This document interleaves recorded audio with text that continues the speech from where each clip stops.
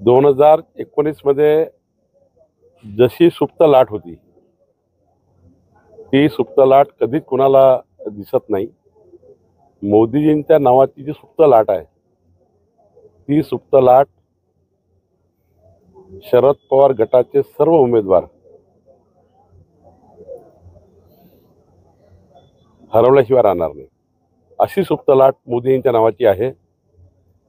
आणि देशाचे पंतप्रधान कोण, साताऱ्यातल्या कुठल्याही व्यक्तीला विचारलं, कुठल्याही देशाचे पंतप्रधान कोण हवेत तर मोदींचंच नाव घेतील.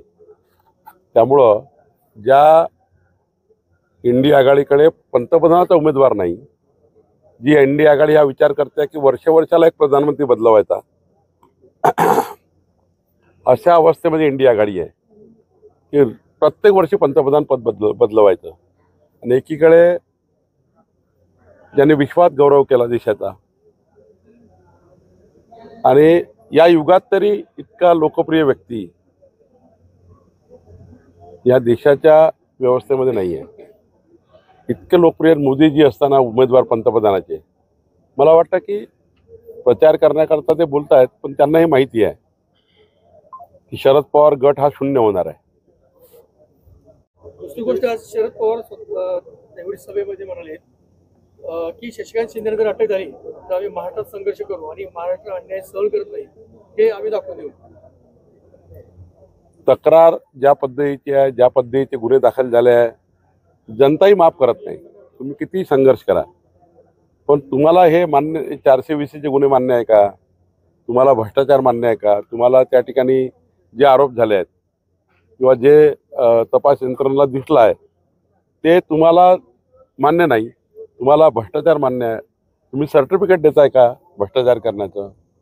पवार साहेबांनी सर्टिफिकेट दिलं आहे का भ्रष्टाचार करण्याचं? नाही सर, हे सगळं मान्य आहे, परंतु आता निवडणूक चालू आहे, उमेदवार ते आहे आणि आता जो ऍक्ट लावलेला आहे 409 जे स्पेसिफिक आयपीसीचं कलम लावलेलं आहे ते कलम म्हणजे गंभीर कलम आहे. त्याच्यामध्ये इट्स नॉन बेलेबल. तर हे कलम नेमकं आज आता पहाटे 1:30 वाजता FIR दाखल झालेली आहे आणि एका बाजूला ते उमेदवार आहे. म्हणजे हिचं बीजेपीचं आणि सत्तेचं प्लॅनिंग आहे त्यांना जेलमध्ये टाकायचं. जेव्हा जशी तक्रार येतं, माझ्यावर तर काही तक्रार आता आली म्हणून आजच गुन्हा दाखल होणार ना. जेव्हा जशी तक्रार येतं तशी त्यावेळी ती कारवाई होत असते.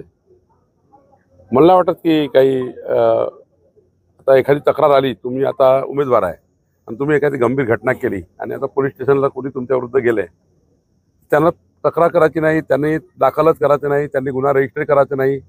तुम्ही ज्या पद्धतीचा गुन्हा केला असेल त्या पद्धतीची तक्रार करायची नाही. त्या पद्धतीची तक्रार झाल्यावर तुम्हीच कलम लागायची नाही. 2013 पासून जुनं प्रकरण आहे आणि निवडणुकीतच का बाहेर? निवडणुकीतच येते. गंभीर विषय आहे लोकशाहीला. जे तपास यंत्रणेला समोर आलं असेल किंवा जे पोलिसांना दिसलं असेल किंवा ज्यांनी गुन्हा दाखल केला त्यांना दिसलं असेल की हा भाग आहे. प्रश्न आहे की नेहमी मोदी साहेबांनी जयपूरच्या सभेमध्ये आरोप केलेला की पवारांच्या राष्ट्रवादीने 70,000 कोटीचा घोटाळा केला. त्यानंतर अजितदादा आपल्याकडे आले. पण नेमका हा घोटाळा कोणी केलाय, तुमचं या बाबतीत काय म्हणणं? मोदीजी काय म्हटलंय की त्यांचा रोग कोणाकडे होता? शेवटी एखादा पक्ष जो चालतो त्यांचा नेत्यावर असतो, असा आरोप आहे. आणि तो आरोप जो झाला तो मोदीजींनी वाचून दाखवला की असा आरोप झाला होता, असा आरोप झाला होता. आता शरद पवारांच्या पक्षावर आरोप आहे. राहिला प्रश्न अजितदादाचा. अजितदादा कोणताही गुन्हा दाखल नाही, कोणती चौकशी नाही, म्हणजे चौकशींचं काही आलं नाही, कोणता गुन्हा दाखल झाला नाही, पण या पक्षावर असा आरोप झाला होता असं मोदींनी म्हटलंय. तो आरोप झाला होता. त्याचा प्रश्न असा आहे की केला कुणी? नाही, आरोप झाला तर केला कुणी? आरोप त्या काळामध्ये सर्वांनीच केले होते. शेवटी एखादा एक बाब समोर आली, तुमच्या समोर प्रेस समोर आली, तुम्ही छापून आणता की बाबा आम्ही आरोप केले. पण आरोपानंतर कुठल्याही व्यक्तीला जोपर्यंत कायदेशीर गुन्हा दाखल होत नाही किंवा कायदेशीर त्या खटल्याचा निकाल त्याच्या विरुद्ध लागत नाही तोपर्यंत त्या आरोपाला तथ्य नसतं. असे आरोप आहे असं मोदीजी म्हटले. पण जोपर्यंत गुन्हा दाखल होत नाही किंवा जोपर्यंत ते कोर्टातनं अंतिम होत नाही तोपर्यंत त्याला आरोप मान्य होत नाही. इथले उमेदवार आहेत साहेब शशिकांत शिंदे, ते म्हटले मी वॉशिंग मशीन मध्ये गेलो असतो, मी सुटलो असतो, मला काहीच अडचण नव्हती, पण मी वॉशिंग मशीन मध्ये गेलो नाही. म्हणजे तुम्हाला वॉशिंग मशीन ही शब्द वापरला त्यांनी परवा की जायचं असेल तर वॉशिंग मशीन मध्ये जावं. किती निवडणुकीत ते उमेदवार असल्यामुळं काही मुभा त्यांना बोलायची आहे. ते उमेदवार आहे त्यामुळे मुभा आहे बोलायची. जयंत पाटलांनी आज सकाळी सांगितले की 32 ते 35 जागा आम्ही राज्यात जिंकू. म्हणजे आणखी हे जे चित्र पाहिलं तर आणखी यापेक्षा जास्त जिंकू असाही त्यांनी दावा केलेला आजच. 4 तारखेला कळेल. साहेब नाही, पण सातारमध्ये आपला मोठ्या किती प्रमाणात दावा आहे? दुष्काळ आहे.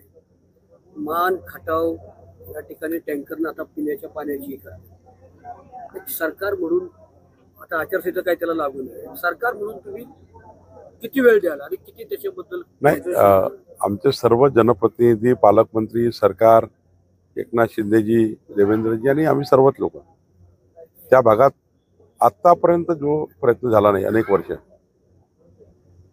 माझ्या माहितीनुसार तिकडे पाणी वळवण्याकरता मोठ्या प्रमाणावर काम सुरू झालंय.